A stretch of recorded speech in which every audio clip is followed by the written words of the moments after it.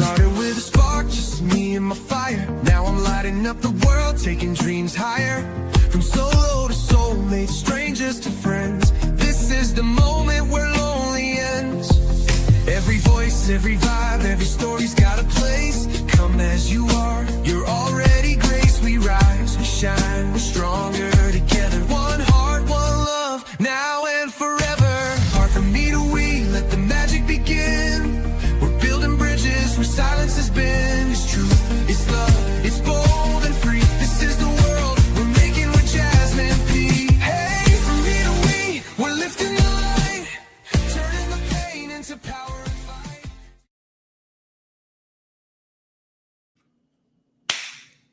Hey guys, this is Jasmine Patel and I welcome you to the 31st episode of From Me to We with Jasmine Patel. And you're probably like, oh geez, who do you have on your show this time? What amazing guest do you have for us today?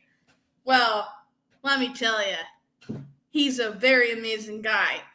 Also, I will have the pleasure of meeting him in person when I'm in Lahore. So let's go. So without further ado, let's introduce our guest. Just give me a sec here. There we go. Let's welcome Farhan Wilayat to the show. How you doing? Alhamdulillah, fine and waiting for you anxiously. That's awesome. So, can you introduce yourself to the audience? I'm Farhan Wilayat from Lahore, a humanitarian, a peace activist, and an interfaith harmonizer. That's great. That's awesome. So, let's dive into the questions, shall we? Yeah. First question for you. What inspired you to start the Sindh? Is it Sindh or Sindhi Sindh. or what? Sindh. Water. Yeah, okay. What inspired you to start the Sindh Water Relief Project? Actually, 15 years ago, in the year 2010, when I first time visited the areas of Tharparkar, I was expecting quite a different experience because on the TV shows and in movies, we just watch a very different face of Tharparkar. We just watch their music and their dances and their costumes and a very rich and wealthy, rich culture and wealthy traditions. But when I first time visited it, I just came to know that it was just a one face of that coin, because on the other face it was so much terrible to see the miseries of their lives. Women were giving birth to their children without any medical facilities. People had no education, no employment, and they really were not enjoying any kind of luxuries and any basic necessities of life. So at that time, I just asked them a single question, that you people are going through so many problems and complications. So what exactly I can do for you? Can I work for your education or for your employment or any kind of other necessities? They just told me a simple answer: just give us drinking water and we do not need anything else. It was really very tough answer which I just heard, and I couldn't realize that they were suffering for a single drop of water. So I just realized that I have to work for them. I should be the voice of those voiceless people. I just realized that I should work like an advocate of that marginalized community. So I then started a Sindh Water Relief Project. I collected charities and donations from my family and my relatives and constructed first a water well in Tharparkar in year 2010. And the videos and photos got viral on Facebook and other social media platforms. And then people started contacting me and forcing me to construct more water wells and hand pumps through their charities, because people wanted to construct more projects in their in their name, in their father or mother's or grandparents' name. So God just helped me, and I successfully started Sindh Water Relief Project, and till date I have constructed more than 800 projects in Tharparkar. Respect to you, Farhan Vajan. That's amazing. Thank, Damn. Who the thank heck you am very much. I talking to? On to the next question. Can you share a memorable moment from the Tharparkar communities you've helped? Well, I have all kind of moments related to Tharparkar. I still have very painful moments too. I have very joyful moments too. But but a very precious moment I always face, because whenever I complete the construction of a water well, I just enjoy watching the children playing with water, drinking the water, and watching me with thankful eyes. And that moment I can never forget, because the small children in Tharparkar, they also suffer due to lack of water. So giving them water, and and seeing the satisfaction on their faces, it is an unforgettable moment for me. That's awesome. That's great. Thank you for sharing. Um, your next question is, what's been the biggest challenge in bringing clean water to remote areas? Well, there are still several challenges and several complications in the Tharparkar desert. And the main problem is we do not have electricity in those desert areas.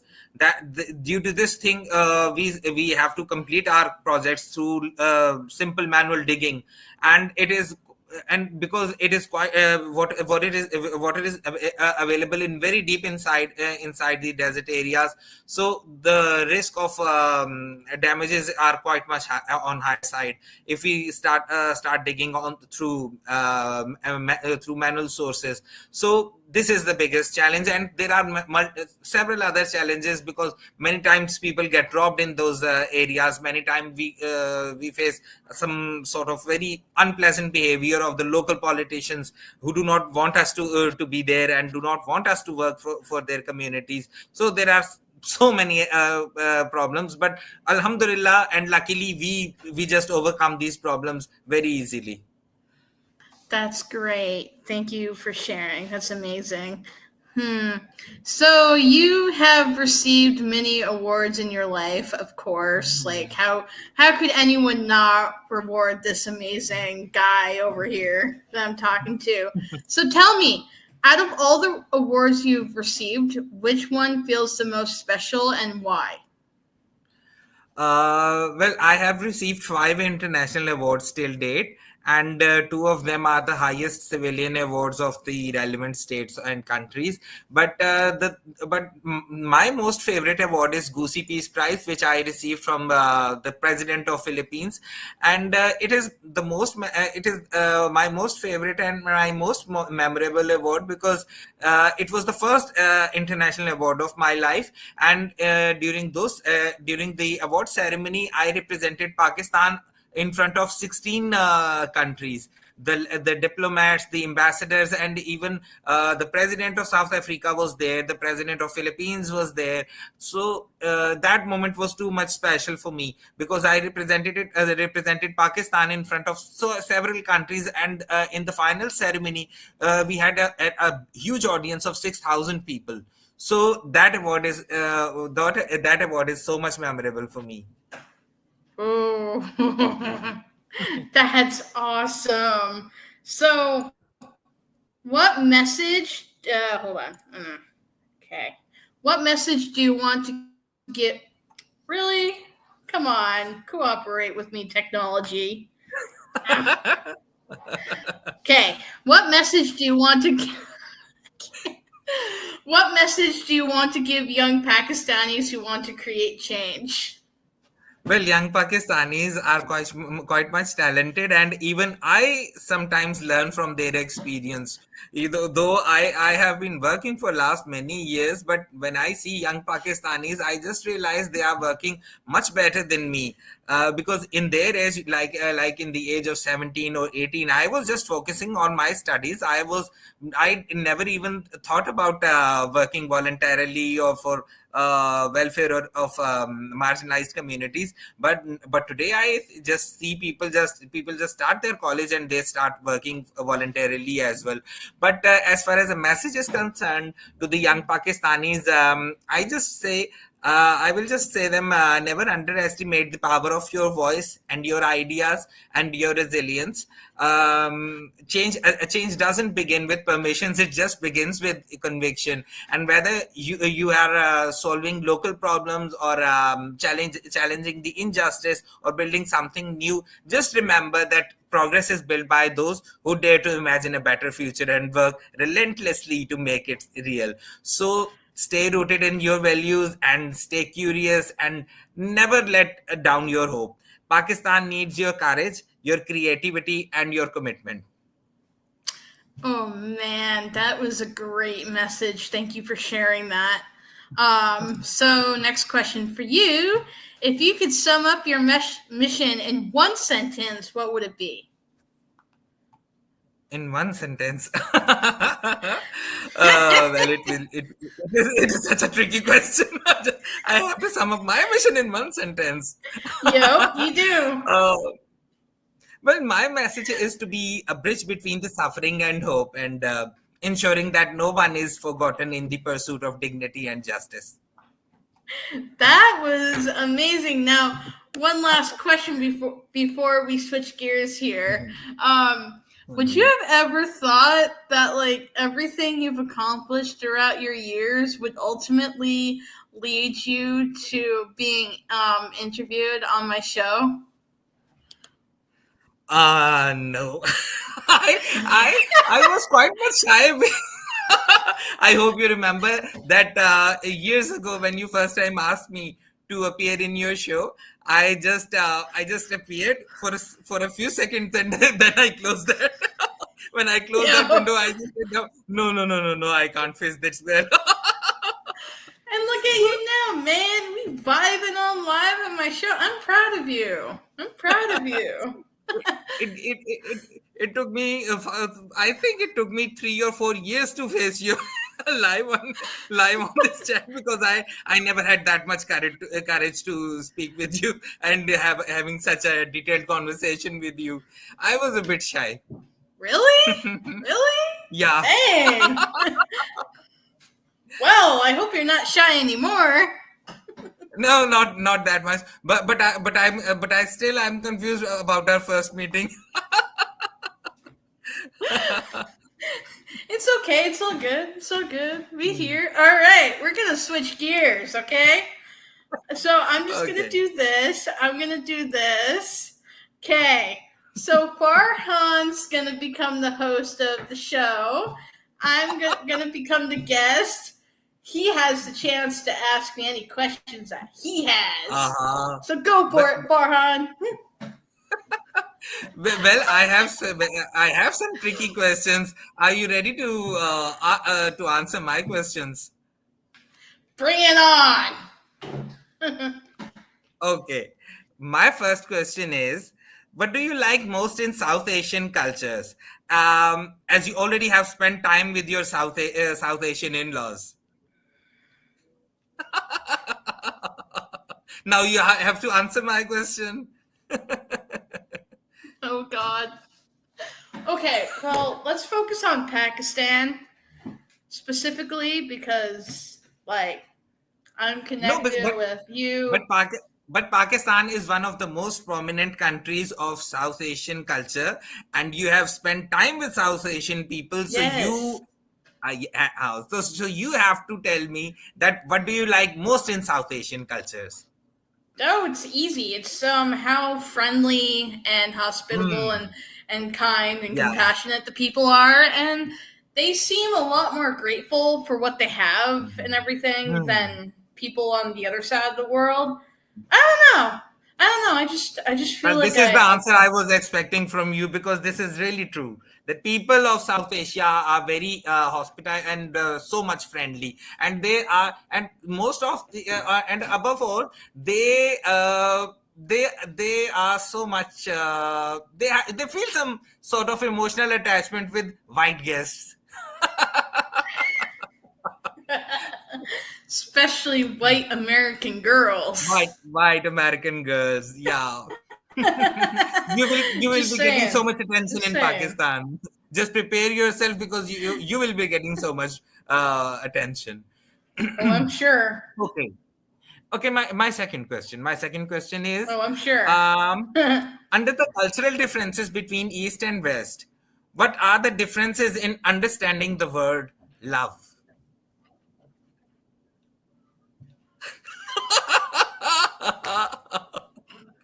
I'm expecting a bold answer. Damn. Okay. Oh,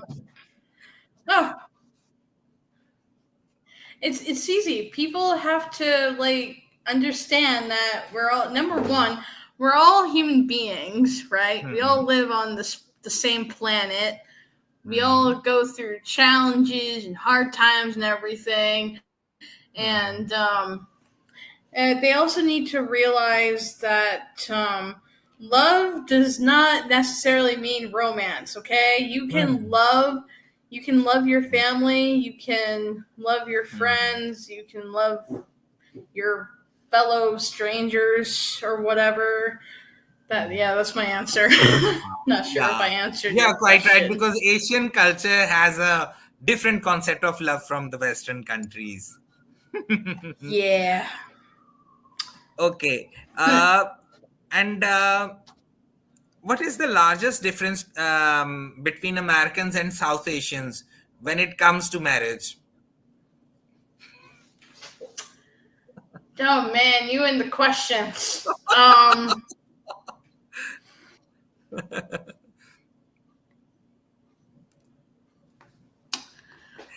Like, I want to ask, like, is there any special impact that makes a cross-cultural wedding, especially between Americans and Asians? Well, Because so you what are are you one of the asking? biggest example of those marriages. Yeah, so what are you asking me? I'm trying to understand the question. I'm trying to understand the question. You can tell me that how do cultural differences influence the way love is expressed and experienced after marriage? Okay, well, Hmm. for me personally, like I don't really feel the cultural difference because, well, I'm a human. Craven's a human. We're both great people and everything. So I don't know. I don't know. I don't know how to answer that question. I don't know. I don't know. I have after watching your facial expressions, I think it was really possible to easily overcome the cultural differences in love as far as yourself is concerned. Oh god. Oh man, if we're like this online, just imagine what And we're. by the way, did you face any kind of? Huh? What? Can you What hear did you? me? What? Yeah, I can hear you. What did you say?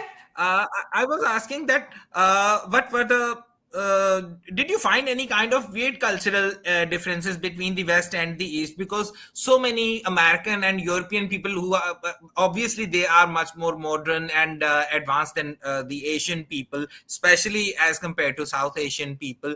So they have totally different. They have very different concept of about South Asian people in their mind. So did you find any kind of such cultural differences which you think that these are very backward? These are very did you ever feel that South Asian people are backward in some segments of life? No, Mm. no, no. I would have to say that um the Americans and all those people, they're Mhm. backwards. They're backwards in some ways that they're thinking. Okay, like I feel like Mhm. I feel like America. how do I pronounce South Asians? They're more community oriented. They're more family oriented. Like just everyone lives together and everything and gets along mostly, which I appreciate. That's amazing. But I find that Americans over here, they aren't like that. It's like, for example, when their kid turns 18, they kick them out of their house. It's like, all right, you're an adult. I'm not Yeah. your parent anymore. Bye-bye. But South Asian people, like, it doesn't matter if their kid turns 18. They still live with their parents, and it's nothing. There's absolutely nothing wrong with that. It's just the whole like the family aspect, which I love. So I feel like Americans over here, they have some things to learn from the South Asian people, I feel like. One of my brothers-in-laws is a Britisher, and recently my sister came to Pakistan with her husband and his and her children.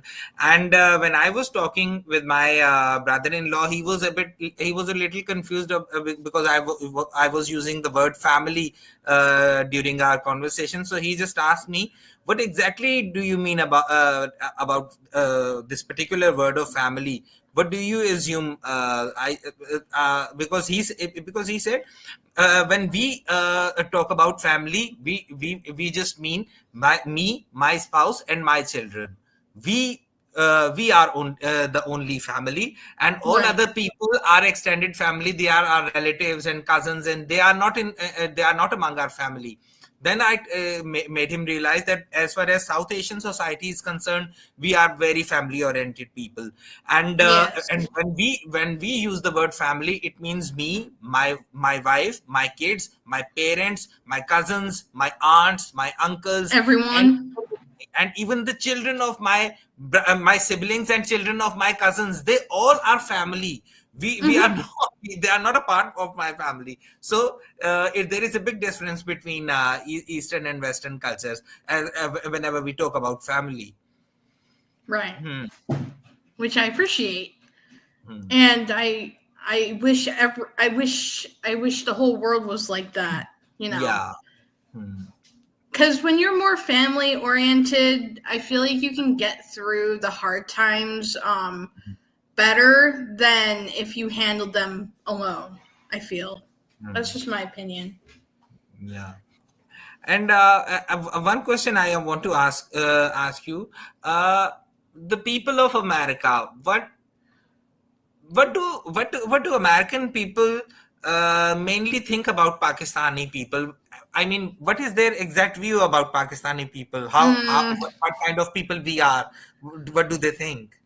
I can't speak for them. I can only speak for myself and what my perspective I was. mean, what is the normal what is the normal basic concept of American people about Pakistani people? Because it's the same thing you can ask for me, because Pakistani people have a very different idea about imagination about an American person. Like I said, I can't speak for everybody in America, but I can speak for myself and the opinion I had about Pakistan before I started connecting with Pakistanis. And I thought, and this is kind of what my school taught me, that like Pakistan was like a third world country.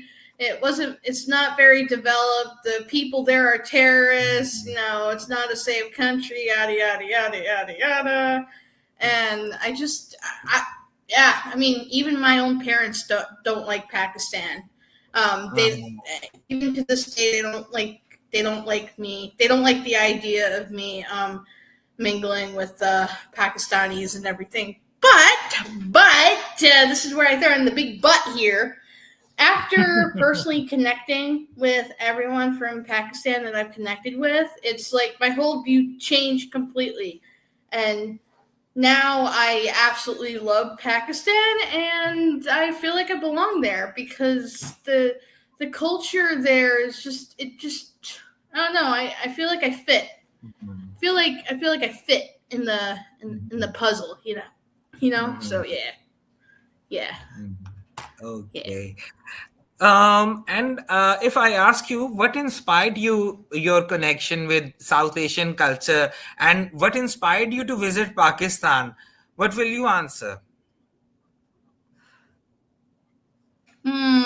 Well, what inspired me to go on this journey in the first place?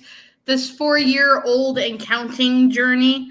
It all started with Rihan Alawala. He was Ah, the he how hmm, he's a let's just legendary say person. yeah, and what inspired me to visit Pakistan? Well, you got to realize this has been a 4-year-old dream of mine. I've been wanting to go to Pakistan so bad for the past 4 years. Okay, Uh-huh. so it wasn't like I woke up 4 weeks ago and said I want to go to Pakistan. Mm-mm. It's been a dream that I've had for the past 4 years, and it's finally coming true, and it's gonna come true tomorrow. So I'm very very excited. So, are there any Pakistani dishes, desserts, places, or customs you are eager to experience? I want to try. I want to experience everything. I want to Uh-huh. experience everything Uh, because I like trying new things. But if I had to pick one, biryani. Biryani is so wow. good. It means when you will be visiting my home, you will love eating the South Asian cuisine. Awesome. I'm looking forward to it. Mm. Uh-huh. Uh, Yeah. All right. So I'm just going to do this.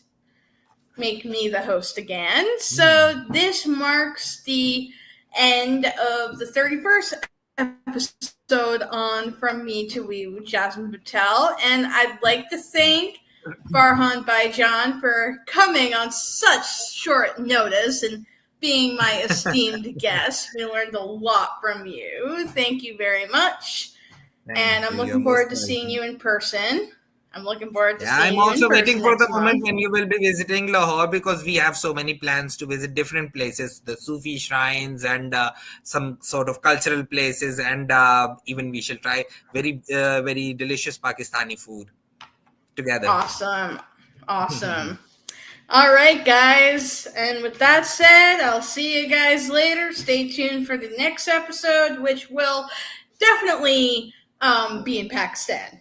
So, Of course. see you guys later. Bye. Bye.